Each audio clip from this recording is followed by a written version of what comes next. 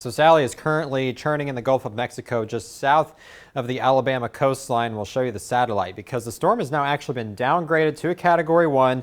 That does not mean the impacts are going to be less. They will still be very devastating as the storm is still moving at only 2 miles per hour. I mean, most humans can walk at 3 miles per hour and you can ride a bike at 6 to 7 miles per hour. So this just shows you that the storm is nearly stationary, again, just south of the Alabama coastline. So it is tapping into some wind shear. That is helping to weaken it just a little bit, but it is still going to dump a lot of rainfall. In a Category 1 or 2, that's still basically a devastating storm. So that will continue to bring lots of impacts into the southeast and the storm surge, especially to the Mississippi, Alabama, and even parts of the Florida Panhandle coastline, where they could see, anywhere from 6 to 10 feet of storm surge. So take a look at the rainfall map. I mean, we are talking amounts that are off the charts in some spots. 2 feet or more. Some models want to go up to 20 inches of rain.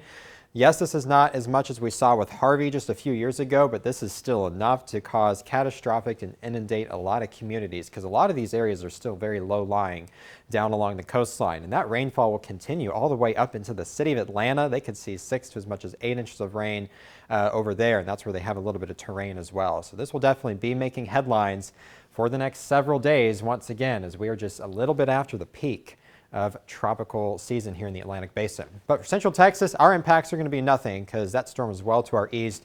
Rain chances for us will be from an upper level disturbance coming in from the west. Harker Heights right now 72 degrees. Look at that dew point also at 68. So that's your humidity as you feel as you step outside this morning. But temperatures out to the west, look at that, 67 Goldthwaite, 69 Lampasas, 73 for Waco, and Bryan College Station still at 76 degrees. Off to school for the kiddos, going to be nice and cool this morning. Lots of humidity though, so if they want to wear the hairspray, make sure they've got it.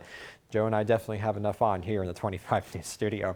Upper 80s today across the I-35 corridor, mid 80s as you go to the west, and a couple 90s down in the Brazos Valley this afternoon. Humidity makes it feel more like middle to even upper 90s, and storm chances, they will remain isolated throughout the day, pretty much anywhere in Central Texas or the Brazos Valley. Just keep an eye on the radar. You might get a 15-minute downpour. Now, storm chances will increase going into Thursday, 50% from an upper level disturbance.